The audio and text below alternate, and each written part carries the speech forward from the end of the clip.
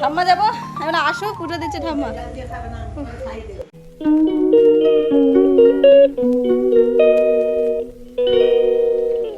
Hello everyone, good morning, welcome back to my channel. কেমন আছো তোমরা? আশা করি ভালো আছো। আমি মন চলে এসেছি একটা নতুন ব্লগ নিয়ে। আই হোপ আজকের ব্লগটা তোমাদের ভালো লাগবে। এখন বাজে সকাল 10:30। তো এখন থেকে আমি ব্লগটা স্টার্ট করছি। আর আমার ব্রেকফাস্ট নিয়ে চলে এসেছি দেখো। আর সকালে আলু সিদ্ধ ভাত রান্না করা হয়ে গেছে, আর আমি তার ভাগে স্নানও করে নিয়েছি। তো তারপরে ব্রেকফাস্টটা করছি। তো ওটসের সঙ্গে আমি কলা আর খেজুর দিয়ে খাবো আজকে। ইভানের পাপা কলা নিয়ে এসেছে, আর খেজুর তো জানো সেদিন কিনলাম। তো খেজুর দিয়ে ব্রেকফাস্ট করবো। আর ইভান সকালবেলা দুধ বিস্কুট খেয়েছে, আর এখনও বসে লেবু খাচ্ছে বসে বসে। যে ইভানের পাপা আলু সিদ্ধ ভাত খেয়ে এই যে বেরোচ্ছে তো কাজের উদ্দেশ্যে। তো ও বেরিয়ে গেলে তারপরে আমি রান্নাটা করব আস্তে আস্তে, কারণ একটা গ্যাসে আমার তরকারি হয়ে যায়, কিন্তু একটা গ্যাস বলে আমার শুধু সিদ্ধ ভাতটা করতে হয়, সেই জন্য দেরি হয়ে যায়। আর পাপা বেরোলে তারপরে সবজি কাটবো, রান্না করবো। আর দেখো এতগুলো জামা কাপড় স্নান করতে গিয়ে মানে কেচে একবারে মেলে দিলাম। এই যে বেরোচ্ছে, আস্তে আস্তে বললো আমার আজকে 7টা বাজবে। আমি বললাম ঠিক আছে, তাহলে 7টার সময় এসে ভাত খাবে নাকি একেবারে রাতে ভাত খাবে? বললো না, আমি এসে ভাত খাবো, সন্ধ্যাবেলায় ভাত খেয়ে নেবো, আর রাতে আর কিছু খাবো না। ঠিক আছে তাহলে যাও। আজকে যাচ্ছে হচ্ছে রানাঘাটে। রানাঘাটে একজন যেতে বলেছে, তো সেখানে যাচ্ছে আর কি, সেই লোকটার সঙ্গে দেখা করতে কাজের ব্যাপারে, তার জন্যই। তো দেন চলে গেল। এবারে আমি আস্তে আস্তে সমস্ত কাজ করব। ইভানের ফোন দেখছে বলে বাইরেটা আসতে পারলাম, নইলে আসা যায় না, কারণ ও বাইরে আসার জন্য বায়না করবে, এর জন্য তারপর রান্নাঘরে চলে আসলাম।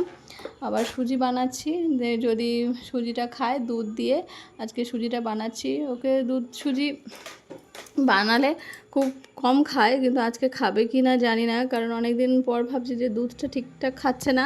ওকে পিডিয়াশিওর দিয়ে দিলে দুধটা খায়, মানে চকলেটি গন্ধ থাকে, তার জন্য কদিন ধরে দুধটা খাচ্ছে না, এর জন্যই।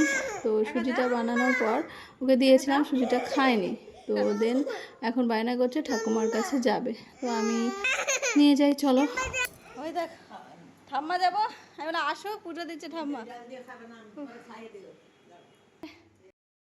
ওহ কি গরম পড়েছে, ওপরে তো আরোই গরম।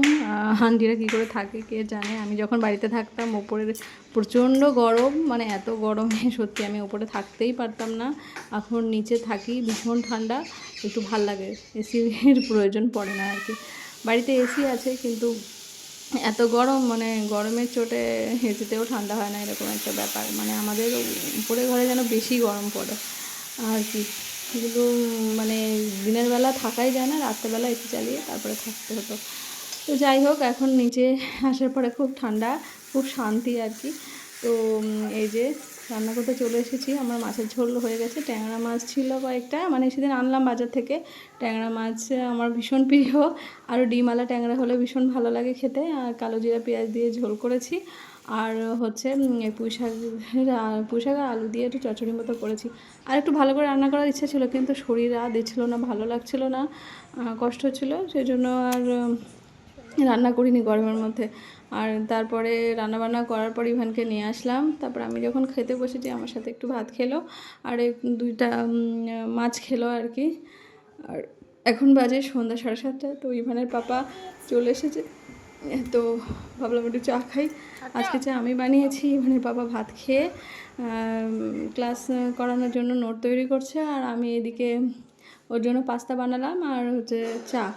তো এই যে আজকে মেরি বিস্কুট দিয়ে চা খাওয়া হলো।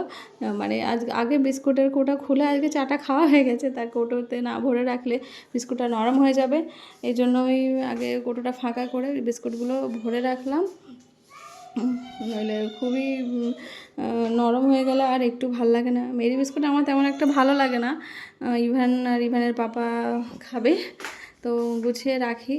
কারণ মেরি বিস্কুট আগে খুব ভালো লাগতো, কিন্তু এখন জানি যে বিস্কুটে ময়দা থাকলে বেশি সমস্যা থাকে, মানে খাওয়া ভালো না আর কি। যাই হোক, সেই জন্য মানে খাই না, তাও আজকে একটা খেয়েছি চা দিয়ে। সামনে থাকলে জিভ তো মানে না, তাই না? তো আমরা কত কিছু পালন থাকে, আমরা কত কিছু খেয়ে ফেলি আর কি। যাই হোক, অনেক কাজ বাকি আছে, এখন যাব রান্নাঘরের দিকে। তো ওই কৌটো কাটাগুলো গোছাতে হবে, আর ওটস, চিনি সব কিছু ঢালতে হবে। কৌটো পরিষ্কার করে রেখেছি, আর এই যে দেখো কিছুটা বাকিটা এই যে সব কৌটোগুলোর মধ্যে সব ঢেলে ঢেলে রেখেছি, আর বাকিটা এই সবটা গোছাতে বাকি আছে। তেলটাও ঢেলে রেখেছি। ইভানের পাপা বললো যে তুমি যে মশলার কৌটোগুলো আছে নিচে রং করেছো, সেগুলো তুমি এর উপরে সাজিয়ে রাখলে ভালো লাগবে। ও দেখে ওপরটা বললো খুব সুন্দর লাগছে, তো এইগুলো তুমি নিচে রাখলে খুব ভালো হবে। আমি বললাম ঠিক আছে, তাহলে তুমি যেখানে বলছো তাহলে তুমি একটু কৌটোগুলো তুলে দাও, এই কৌটাগুলো এখানে রাখতে বলছে, তো রাখলে ভালো লাগবে বলছে। আমি বললাম ঠিক আছে, তাহলে তুমিই তুলে দাও। দেখছিলাম আমার হাত যাচ্ছে না লম্বা, আমি তো হাত বাড়া পাচ্ছি না। তো ও দেখলাম সুন্দর করে তুলে দিল, আর ওই সাইডে একটু ময়লা ছিল একটু মুছে দিল, এই আর কি। তো দুজনে মিলে কাজ করতে খুব মজা লাগে, রান্নাঘরে কাজও আমাকে অনেক হেল্প করে দিয়েছে আজকে, খুব খুশি লাগছে বেশ। আর মানে ওগুলো জ্যাম ছিল, উল্টোপাল্টা জিনিস ছিল, সেগুলো সরিয়ে দিয়ে সুন্দর করে আমাকে গুছিয়ে দিয়েছে, আর আমি ততক্ষণে মানে ওকে হেল্প করার চেষ্টা করছি আর কি। তো দেন হয়ে গেছে, আর তারপরে আমি বাকি পুরো রান্নাঘরটা পরিষ্কার করে দেবো, ওগুলো তুলে দিই। এই যে দেখো সুন্দর করে আর কি সাজিয়ে দিল।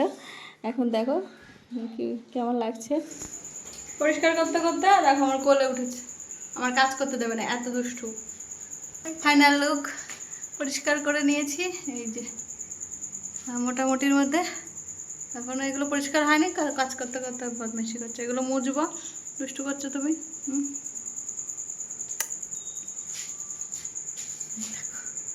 সুন্দর না? চল।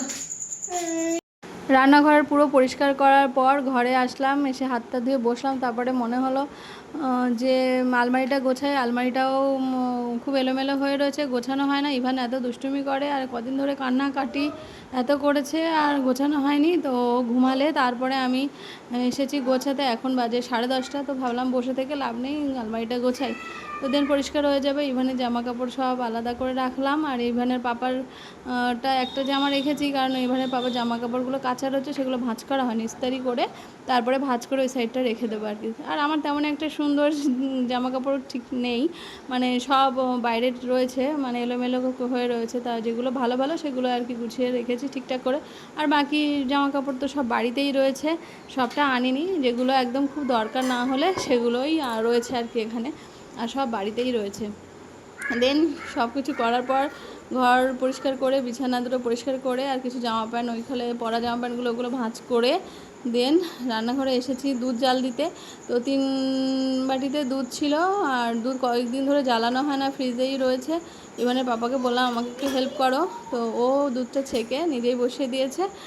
আর রাতে এই যে ভাত আছে, আর একটু তরকারি, একটু মাছ আছে, ওটা আমার হয়ে যাবে। ইভানের পাপা তো এসে খেয়েছে, আমি বললাম যে আর দুটো ভাত খাও, বললো না আমি আর ভাত খাবো না, তুমি ভাত খেয়ে নাও, তাহলে দুধ খাও। বলে না আমি দুধ খাবো না রাতে, আমি সকালবেলা দুধ খাবো। ঠিক আছে, তাহলে দুধটা জ্বালিয়ে রাখি। তো সঙ্গে সঙ্গে দুধ এনে জ্বালানোর আমি একদমই সময় পাই না, দুধটা জ্বালিয়ে রাখলে ভালো হয়, কিন্তু তখন বাটিও থাকে না, আর তখন আবার ইভানও দুষ্টুমি করে, সেই জন্য জমতে থাকে। আগে দিলেই আগে ফ্রিজে রেখে দিই। দেখো সব গুছিয়ে নিয়েছি, ঘি, হলুদ আর লবণ, আর হচ্ছে বেকিং সোডা এক জায়গায় রাখলাম, আর ওপরে সব মানে সব বিস্কিট মশলা সব ওপরে রাখলাম। আর দেন এখন পুরো পরিষ্কার, ভাল লাগছে, নিজেরও একটু মনটা ভাল লাগছে। আর দেখো পেছনটা এত নোংরা হয়ে রয়েছে, যে মানে গ্যাসের জায়গাটা ওরকম ছিল আর কি, মানে যারা আগে থাকতো তারা মানে ওইরকম নোংরা করে ফেলেছে। আর আমি ভাবছি যে আর্ট পেপার এনে ওখানটায় মেরে দেবো, তাহলে দেখতে সুন্দর লাগবে, কারণ খুবই নোংরা লাগে, আর ওগুলো পরিষ্কার করাও যাবে না, যেহেতু ওখানে টাইলস লাগানো নেই, এই জন্য। তো চলো আজকের ব্লগটা এখানেই এন্ড করছি। তোমরা ভালো থেকো, সুস্থ থেকো, গুড নাইট, টাটা।